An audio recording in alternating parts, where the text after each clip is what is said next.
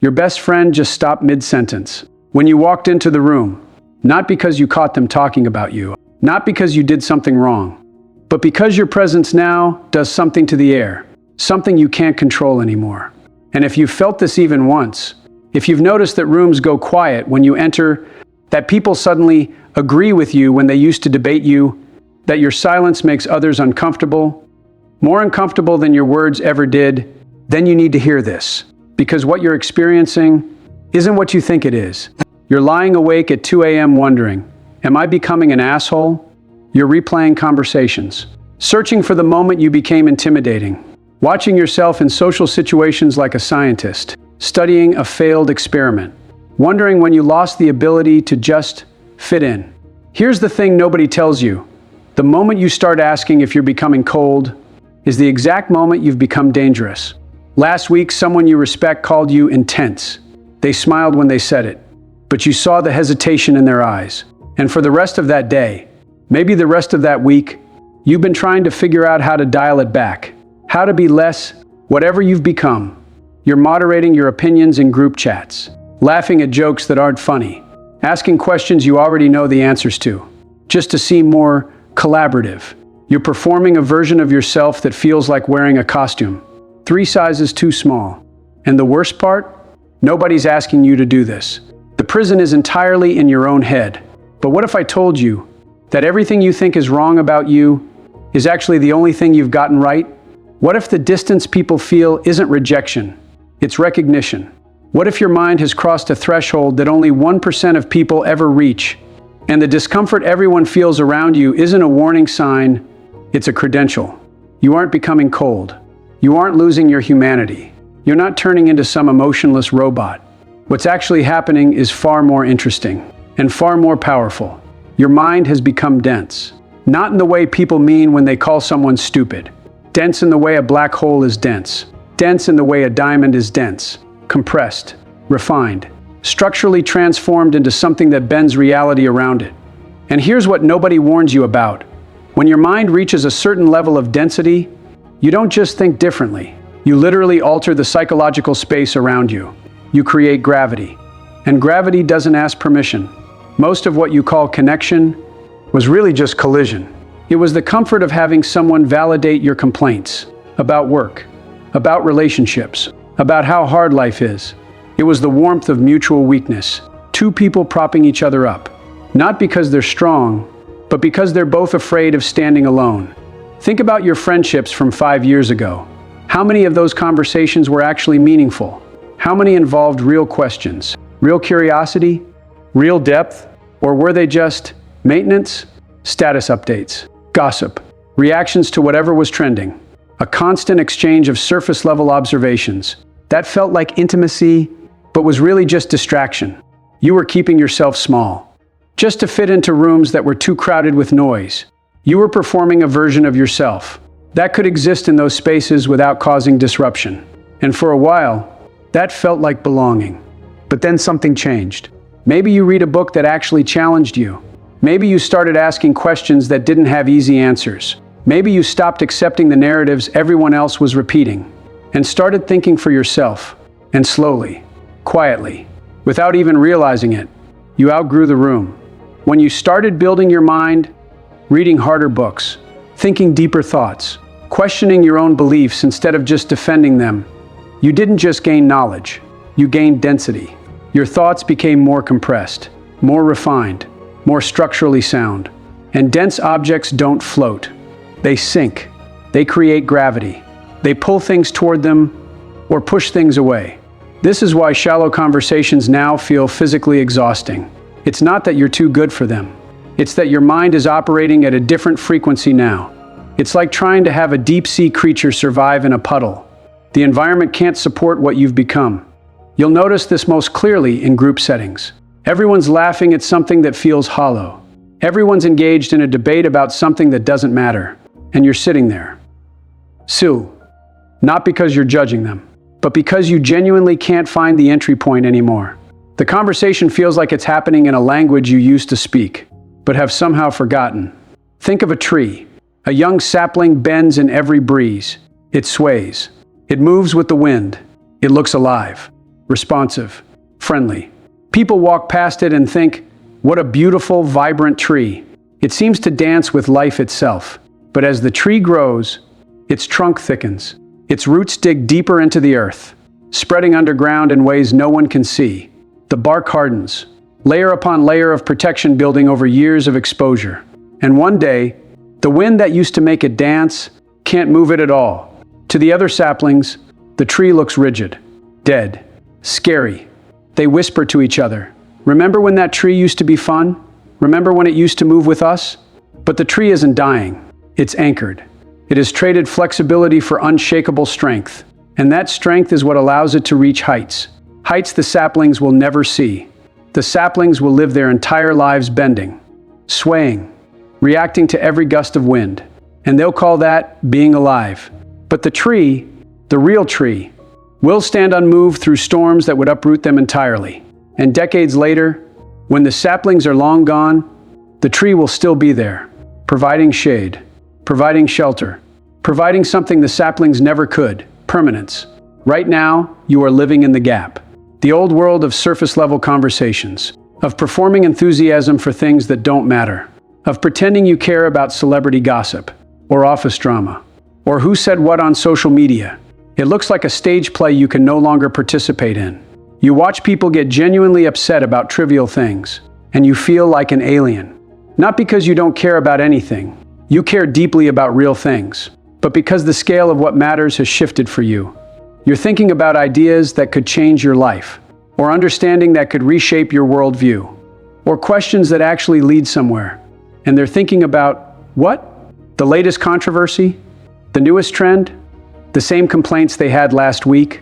You are speaking a language of depth, and they are still speaking the language of distraction.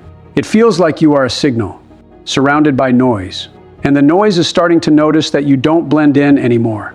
They can't quite articulate what's different about you, but they feel it. And because humans are pattern recognition machines, when something doesn't fit the pattern, we either try to fix it or avoid it. People feel it when you enter a room now, not because you're trying to dominate, not because you're performing confidence, or walking around with your chest puffed out, but because your mind has become so structured, so clear, so unconflicted, that it creates a contrast. And contrast always feels like a threat. To those who live in the blur, when everyone around you is uncertain, hesitant, constantly seeking validation for their opinions, and you show up with clarity, with conviction, with a point of view that isn't borrowed from someone else, it creates discomfort. Because your certainty exposes their uncertainty. Your depth reveals their shallowness. Your silence speaks louder than their noise. This is the paradox. The stronger your mind becomes, the less you need to prove it. And that restraint, that quiet confidence, is more intimidating than any display of aggression could ever be. People are used to dealing with loudness. They can dismiss loudness. They can compete with it. But they don't know what to do with someone who doesn't need to compete at all. The reason you are suffering right now, and I know you are suffering, because this transition is never comfortable, is that you are trying to stay soft. For people who need you to be weak, you are apologizing for your clarity, dimming your intensity to make others comfortable, cracking jokes to break the tension you create just by existing, pretending to care about things you don't care about, just to maintain the illusion of relatability. But here's the truth you need to hear. You cannot build a mind so strong it scares people while also begging them not to be scared. You have to choose. Either you continue growing and accept the distance that comes with it, or you stunt your growth to maintain connections. Connections that were never built to handle the person you're becoming. And I'm telling you right now, the second option will destroy you from the inside out. Because once you've seen what you've seen, once you've thought what you've thought, once your mind has reached this level of structure and clarity, you cannot unsee it. You cannot unthink it. You cannot go back to who you were before. That version of you is dead, and trying to resurrect it is a form of self-betrayal. That will poison everything you touch. The emptiness you feel isn't loneliness, it's spaciousness. Your mind has cleared out the clutter. The borrowed opinions you picked up from social media, the unexamined beliefs you inherited from your parents, the need for constant validation from people who don't even understand what you're building. And now, there is room. Room for something bigger than connection. Room for vision. Most people spend their entire lives in cluttered minds, Every spare moment is filled with noise, scrolling, consuming, reacting, performing. They can't sit with silence, because silence reveals the emptiness underneath all that activity. But you've done the work of clearing the space, and yes, it feels empty at first. It feels like you've lost something, but what you've actually lost is the cage. And now you have room to build something that actually matters. Your only job right now is to stop trying to fill the space. Stop performing relatability. Stop shrinking. Stop apologizing for taking up room. Let the density increase. Let your mind continue to compress, to refine, to become more of what it's trying to become. Because on the other side of this discomfort is a kind of power most people never even glimpse. If you stay with this process, if you resist the urge to dumb yourself down, to make yourself smaller, to trade your growth for approval, a new kind of respect will emerge. It won't be the approval you used to chase. It won't be the warmth of being liked, of being included, of being told you're great.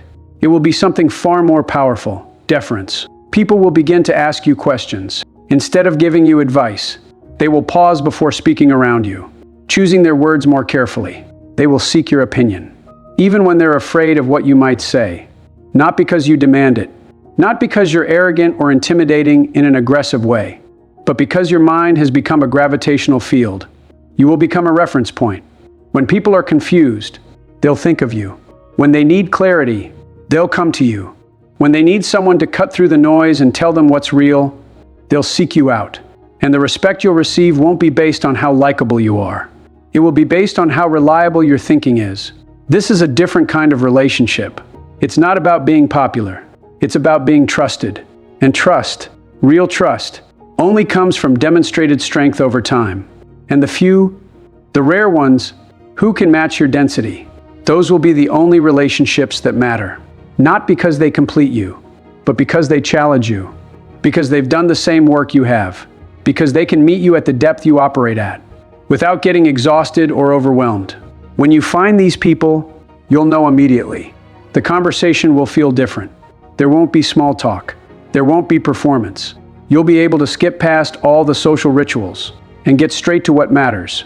And that kind of friction, that collision of two strong minds pushing against each other, is where real growth happens. These relationships won't be easy.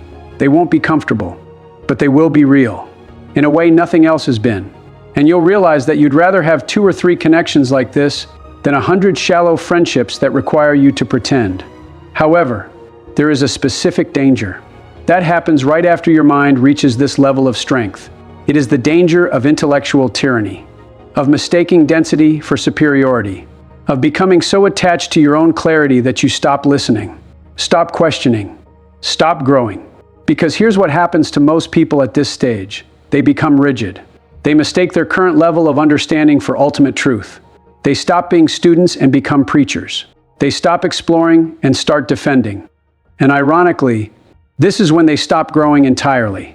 The strong mind can become a prison, if you're not careful. It can turn you from powerful into insufferable, from respectable into arrogant, from deep into dogmatic, and it can destroy every meaningful connection you have left. Not because people can't handle your strength, but because you've stopped wielding it with wisdom. The difference between a strong mind and a closed mind is thinner than you think, and crossing that line is easier than you imagine. The strongest minds aren't just dense, they're also flexible. They can hold multiple contradictory ideas without collapsing. They can be certain and curious at the same time. They can be unshakable in their core principles, while remaining open to new information. This is the level beyond strength. This is mastery. Don't let your strength become your prison. The next phase of this journey is where most people fail, and I want to make sure you're not one of them.